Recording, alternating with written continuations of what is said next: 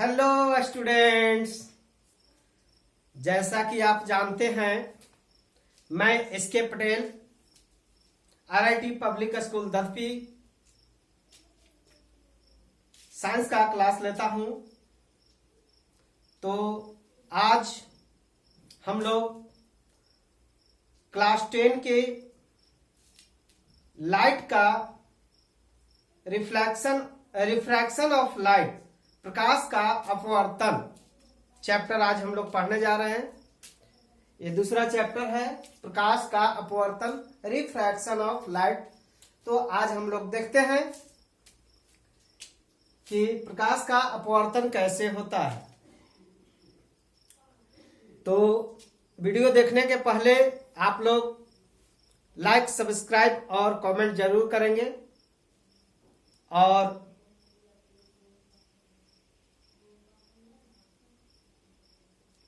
हमारा वीडियो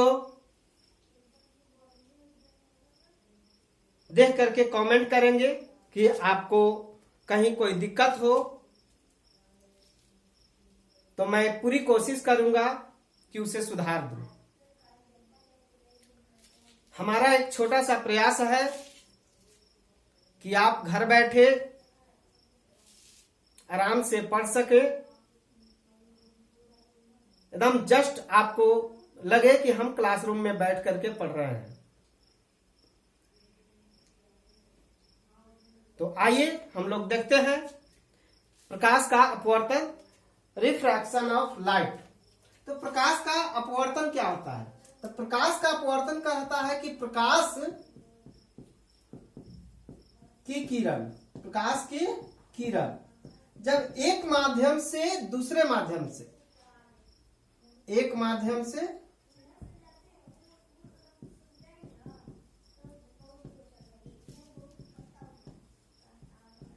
दूसरे माध्यम में जाता है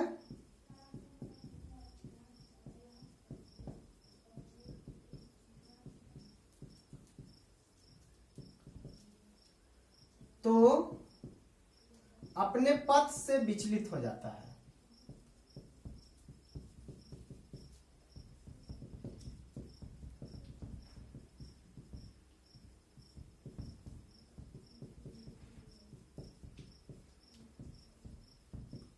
कहता है कि प्रकाश की किरण जब एक माध्यम से दूसरे माध्यम में जाता है तो अपने पथ से विचलित। तो यहां हम एक देखते हैं, मान लेते हैं कि एक कटोरी ले लिए या कोई बड़ा सा कटोरा ले लिया या बाल्टी ले लिए, उसमें हम एक सिक्का डाल देते हैं, कॉइन डाल देते हैं।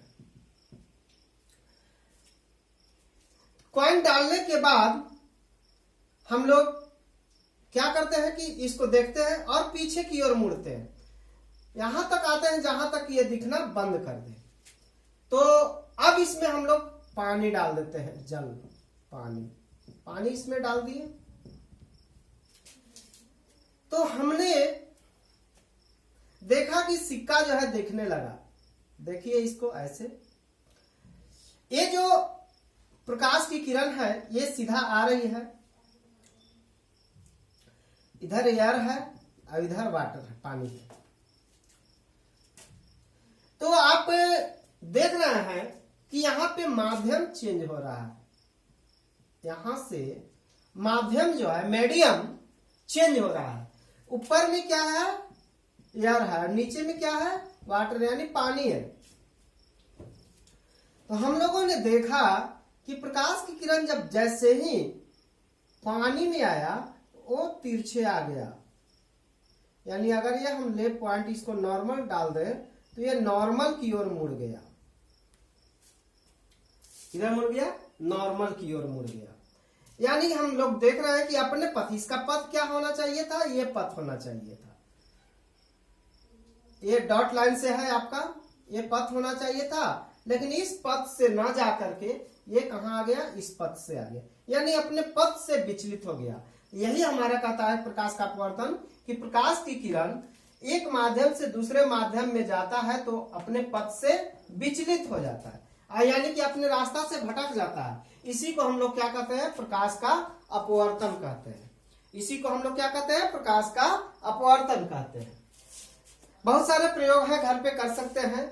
मान लेते हैं कि एक गिलास पानी लीजिएगा, उसमें जो है आप पेन पेंसिल या छड़ी को डाल दीजिएगा, तो आप देखेंगे कि पेन या पेंसिल का जो ऊपरी भाग है, पानी का जो ऊपर भाग है, वो हल्का मुड़ा हुआ दिखाई दे रहा है, ऊपर की ओर उठा हुआ दिखाई दे रहा है। आप घर पे कर सकते हैं, घर पे देख सकते हैं। अब हम लोग चलते हैं प्रकाश की चाल। प्रकाश की चाल जो होता है भिन्न भिन्न माध्यमों में भिन्न भिन्न होता है। प्रकाश की चाल, speed of light, speed of light, प्रकाश की चाल भिन्न भिन्न माध्यमों में भिन्न भिन्न होता है। शून्य में, यानी हम लोग कह सकते हैं वैक्यूम में, वैक्यूम में प्रकाश की चाल 3 × 10⁸ होता है। यही लगभग हम लोग एयर में भी लेते हैं, हल्का फुल्का कम होता है, लेकिन एयर में भी लगभग यही, हवा में भी प्रकाश की चाल लगभग यही मान लिया जाता है। हल्का फुल्का कम होता है, लेकिन फिर भी इसको यही मान लिया जाता है।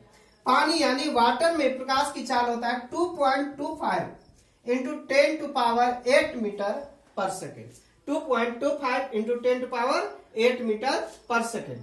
कांच में इसकी चाल, ग्लास में इसकी चाल होता है 2 × 10⁸ मीटर/सेकेंड। अब हम लोग देख रहे हैं, देखिए इसमें शून्य में प्रकाश की चाल या हवा में प्रकाश की चाल अधिक है, पानी में कम है और सबसे कम कांच में है। इससे साबित होता है कि हवा से पानी यानी जल, वाटर, एयर से वाटर जो है ये क्या है, इस पे रिस्पेक्ट में अगर कहा जाए तो ये जो है आपका रेयर मीडियम हो जाएगा और ये जो हो जाएगा आपका डेंस मीडियम हो जाएगा रिस्पेक्ट टू एयर। यानी कि वाटर और एयर में लिया जाए तो एयर जो है रेयर मीडियम यानी कि विरल माध्यम हो जाएगा, और पानी जो है वो डेंस यानी कि सघन माध्यम हो जाएगा। इसी तरह से अगर पानी और कांच में लिया जाए तो यहाँ पे देख रहे हैं कि यहाँ पे स्पीड कम है, यानी कि जब डेंस मीडियम होगा, घना माध्यम होगा, तो उसकी चाल कम होगी। तो हम लोग देख रहे हैं कि कांच में प्रकाश की चाल कम है, यानी कांच और पानी के अभी लिया जाए तो यहाँ पे कांच जो है आपका डेंस मीडियम हो जाएगा, यानी कि क्या हो जाएगा आपका सघन माध्यम हो जाएगा, और पानी जो है यहाँ पे क्या हो जाएगा, रेयर माध्यम हो जाएगा। तो हम लोग चलते हैं कि कैसे कैसे प्रकाश की चाल होती है। तो देखते हैं कि प्रकाश की किरण जब विरल माध्यम से सघन माध्यम में प्रवेश करता है, रेयर टू डेंस मीडियम में प्रवेश करता है, यानी कि हम लोग यहां से देखिए प्रकाश की चाल रेयर टू यानी विरल माध्यम में प्रकाश की चाल क्या होती है, अधिक होती है, और सघन माध्यम में प्रकाश की चाल कम होती है। यहां पे हम लोग एक नॉर्मल डाल देते हैं, एम डाल देते हैं। ये आपका प्रकाश इधर से गमन कर रही है, आ रही है। हमने देखा कि ये जो है हवा जो है आपका विरल माध्यम है, और पानी नीचे क्या है आपका, पानी है, वाटर है। तो ये जो है सघन माध्यम है, तो सघन माध्यम में प्रकाश की चाल कम होती है। तो जैसे ही प्रकाश की किरण सघन माध्यम में आता है तो नॉर्मल की ओर क्या होती है, मुड़ जाती है, टुवार्ड्स नॉर्मल, ये विचलित हो जाती है टुवार्ड्स नॉर्मल की ओर ये विचलित हो। इसको जाना चाहिए था ऐसे, इसको जाना चाहिए था इस लाइन से, लेकिन ये नॉर्मल की ओर मुड़ गया, यानी हम लोग कह सकते हैं कि अभिलंब की ओर झुक जाता है, अभिलंब की ओर झुक जाता है। यहां पे हम लोगों ने देखा। अब देखिए हम लोग कि जब सघन माध्यम से विरल माध्यम में जाता है, यानी डेंस मीडियम से रेयर मीडियम, फिर वही एग्जांपल हम लोग ले लेते हैं। हम लोग ऊपर में ले लिया वाटर, पहला मीडियम वाटर ले लिया, दूसरा मीडियम हम लोग एयर ले लिए। ये आपका ये वाटर जो है सघन माध्यम, यहां से ये चला तो ये क्या होता है, ये नॉर्मल मान लेते हैं कि एन एम आपका नॉर्मल है, तो ये क्या होता है, इसको आना चाहिए था ऐसे, लेकिन ऐसे ना आकर के ये इधर की ओर मुड़ जाता है, यानी टुवार्ड्स, यहां देखिए दूर भाग रहा है, away from normal, away from normal, यानी कि नॉर्मल से दूर भाग रहा है, अवे फ्रॉम नॉर्मल। तो यहां पर ये जो है आपका आई है, अवे आर है, तो यहां हम देख रहे हैं कि आई जो है छोटा हो जा रहा है किससे, आर से, और यहां देख रहे हैं कि आई जो है बड़ा हो जा रहा है आर से, यानी कि ये क्या हो रहा है कि अभिलंब से दूर भाग रहा, अभिलंब से दूर भागता है, दूर भागता है। यानी कि हम लोग कह रहे हैं कि सघन माध्यम से जब विरल माध्यम में जाते हैं तो प्रकाश की किरण जो है अभिलंब से क्या होता है, दूर भागता है। अब प्रकाश जब सीधा पड़ता है या लंबवत, सीधा जब लंबवत आपतित होती है, या हम लोग कह सकते लंबवत आपतित होता है सीधा, तो यह बिना विचलित हुए सीधा पार हो जाता है, यह सीधा पार हो जाता है, इसमें कोई विचलन नहीं होता है। तो इसमें हम लोग कह सकते हैं कि बिना विचलित हुए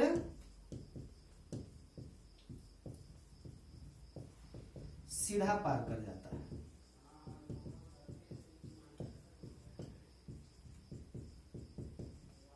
इसमें कोई विचलन नहीं होता है, सीधा पार कर जाता है। यानी कि इसमें आई जो होता है बराबर होता है आर का, और बराबर होता है 0, क्योंकि कोई एंगल से बनता ही नहीं, कोई एंगल नहीं बनता है इसमें।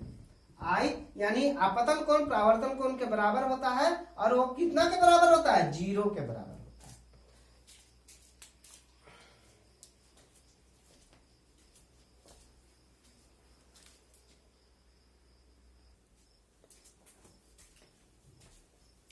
अब हम लोग पार्श्व विस्थापन पढ़ते हैं, देखते हैं। इसके लिए हम लोग एक कांच का सिल्ली लेते हैं, ए बी सी डी, कांच की एक मोटी सिल्ली लिए, इस पे जो है हम लोग किरण को आपतित किए, इस पे जो है हम लोग किरण को आपतित किए। ये जो आपतित किरण होता है मोनोक्रोमेटिक, किसी खास कलर का होता है, मोनोक्रोमेटिक लाइट होता है, यानी कोई खास कलर होता है।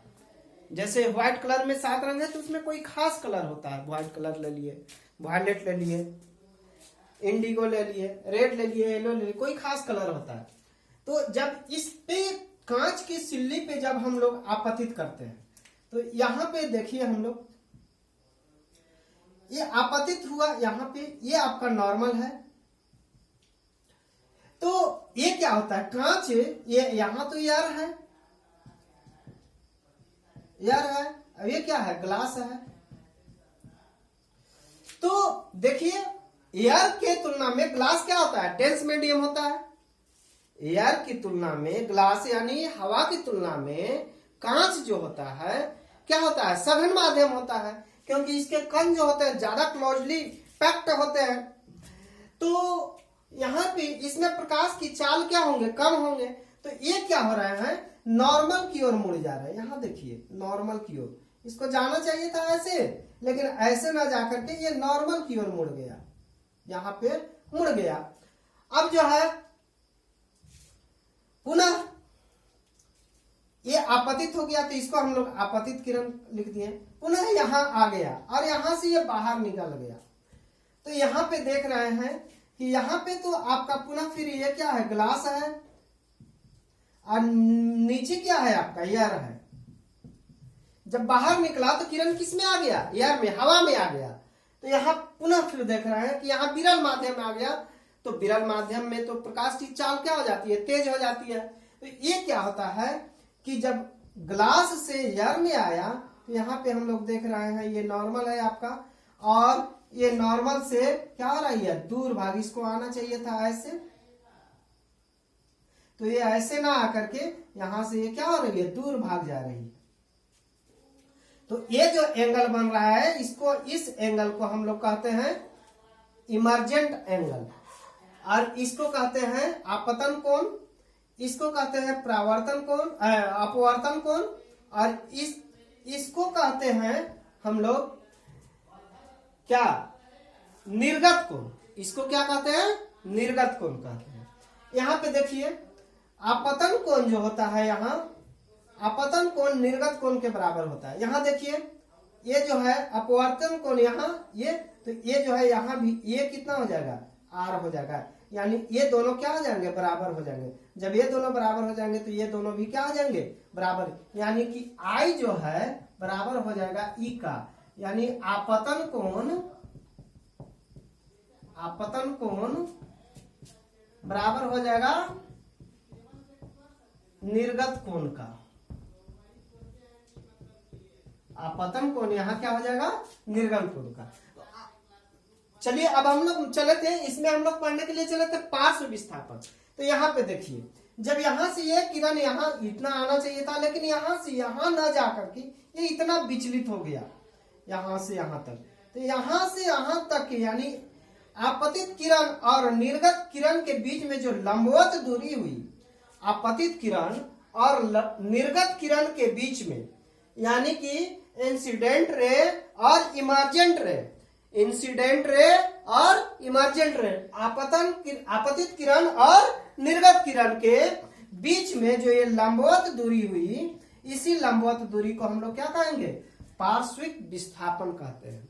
इसी लंबवत दूरी को हम लोग क्या कहते हैं, पार्श्विक विस्थापन। तो जब पार्श्विक विस्थापन होता है तो आपतन कोण जो होता है निर्गत कोण के बराबर हो जाता है। अब देखिए कि पार्श्विक विस्थापन किन किन बातों को निर्भर करता है। फैक्टर इन्फ्लुएंस लेटरल डिस्प्लेसमेंट, पार्श्विक विस्थापन किन किन बातों पे निर्भर करता है। तो पहला है आपका कांच की मोटाई, यानी कि मोटाई जितना अधिक होगा, अगर मोटाई अधिक होगा तो लैटरल डिस्प्लेसमेंट जो होगा वो क्या होगा, अधिक होगा। कांच की मोटाई अगर अधिक होगी तो लैटरल डिस्प्लेसमेंट अधिक होगी।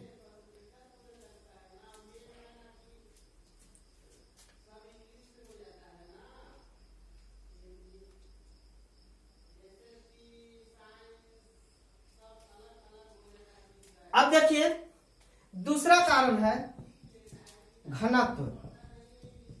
अगर कांच का घनत्व अधिक होगा तो लैटरल डिस्प्लेसमेंट भी आपका क्या होगा, अधिक होगा। कांच का घनत्व अगर अधिक होगा तो लैटरल डिस्प्लेसमेंट अधिक होगा। जितना ही अधिक कांच का डिस्प्लेसमेंट होगा उतना ही अधिक लैटरल डिस्प्लेसमेंट होगा। तीसरा है रिफ्रैक्टिव इंडेक्स, यानी अपवर्तनांक। अगर अपवर्तनांक कांच का अधिक हो गया, किसी मीडियम का अगर अपवर्तनांक अधिक होगा तो उसका लैटरल डिस्प्लेसमेंट जो होगा अधिक होगा। फिर है भिन्न भिन्न, यहां पे हम बताए थे कि भिन्न भिन्न कलर के जो आपका प्रकाश है वो सबों के लिए लैटरल डिस्प्लेसमेंट अलग अलग होता है, जिसका वेवलेंथ, चलिए तो हमने यहां बताया था कि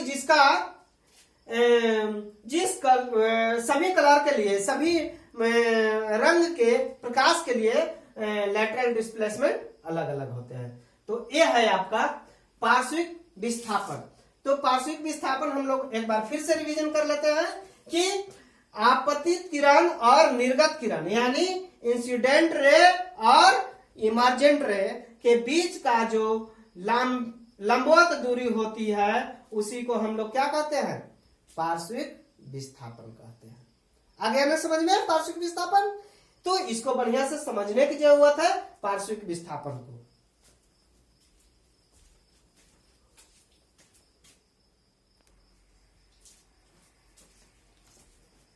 आइए अब हम लोग चलते हैं अपवर्तनांक में, रिफ्रैक्टिव इंडेक्स।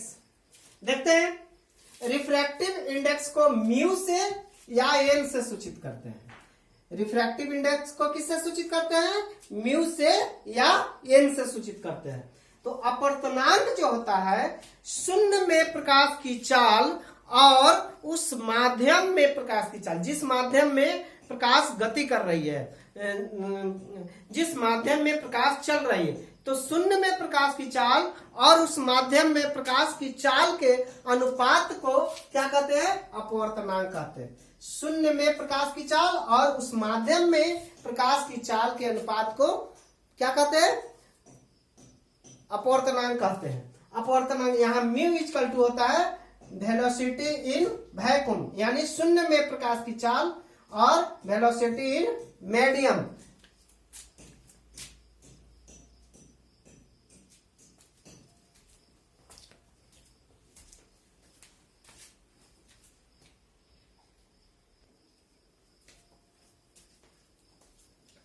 तो हम लोगों ने देखा कि शून्य में, यहाँ भी क्या है? शून्य में प्रकाश की चाल, और यहाँ Vm क्या है? मीडियम यानी माध्यम में प्रकाश की चाल। तो शून्य में प्रकाश की चाल और माध्यम में प्रकाश की चाल के अनुपात को क्या कहते हैं? हम लोग कहते हैं अपवर्तनांक। अपवर्तनांक यहाँ mu equal to V upon Vm। अब देखिए अपवर्तनांक जो है प्रकाशीय घनत्व पर डिपेंड करता है। प्रकाशीय घनत्व, तो प्रकाशीय घनत्व कैसे निकलता है? तो प्रकाशीय घनत्व का कैलकुलेशन जो होता है अपवर्तनांक के द्वारा होता है। कैसे होता है? अपवर्तनांक के द्वारा।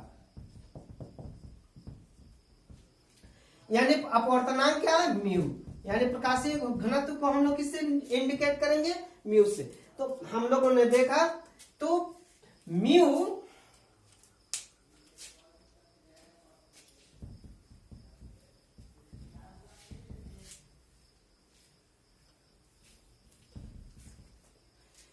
तो प्रकाशीय घनत्व, यानी कि प्रकाशीय घनत्व जितना अधिक होगा, प्रकाशीय घनत्व अधिक होगा तो अपवर्तनांक क्या होगा? अधिक होगा। और जब अपवर्तनांक अधिक होगा तो क्या होगा? प्रकाश की चाल क्या होगी? प्रकाश की चाल क्या होगी? कम होगी। यानी अपवर्तनांक अधिक होगा तो प्रकाश की चाल क्या होगी? कम। यानी घनत्व अधिक होगा तो अपवर्तनांक अधिक होगा, और अपवर्तनांक अधिक होगा तो चाल जो है प्रकाश की वो कम होगी। यानी हम लोग कह सकते हैं कि म्यू इक्वल टू 1/v, यानी अपवर्तनांक जो है चाल के व्युत्क्रमानुपाती, यानी अपवर्तनांक बढ़ेगा तो उसका चाल जो है घटेगा।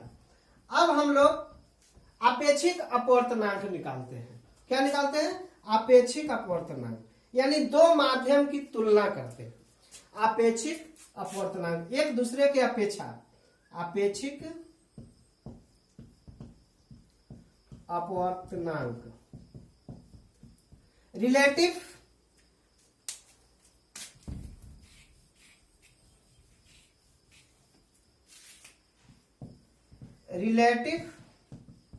रिफ्रैक्टिव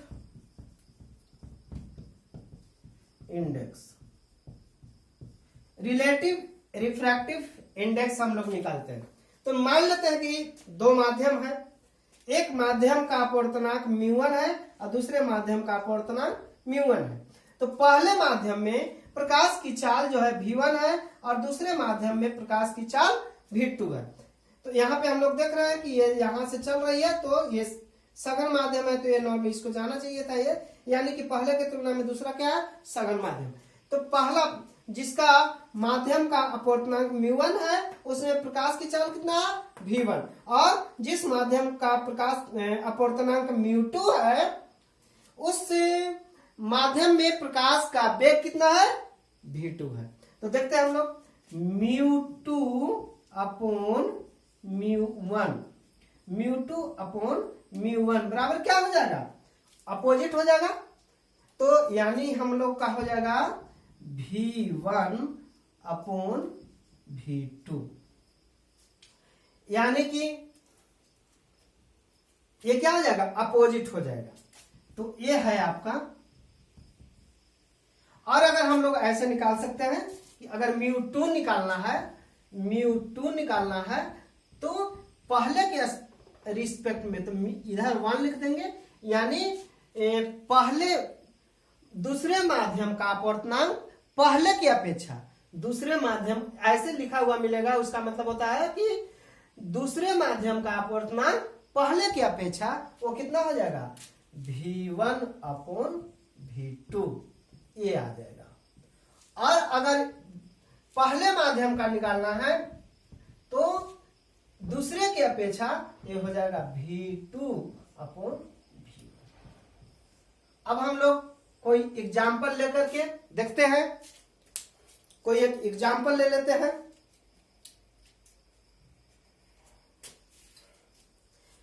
यहां पे फिर से देख लीजिए, दूसरे माध्यम का अपवर्तनांक with respect to first medium, refractive index of second medium with respect to first medium v1 upon v2, यानी दूसरे माध्यम का अपवर्तनांक पहले माध्यम के तुलना में इतना आएगा। यहां पे देखेंगे पहले माध्यम का अपवर्तनांक दूसरे माध्यम के तुलना में तो इतना आएगा। अब हम लोग देखते हैं, कोई एग्जाम्पल लेकर के देखते हैं।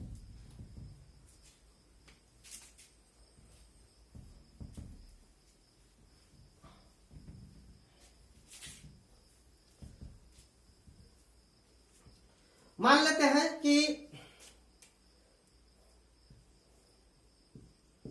हवा में प्रकाश की चाल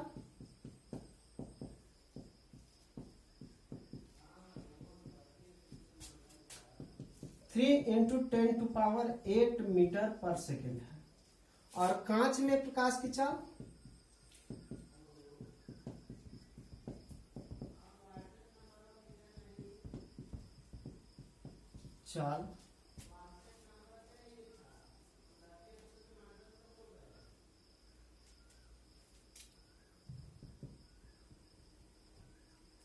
2 × 10⁸ मीटर पर सेकेंड है।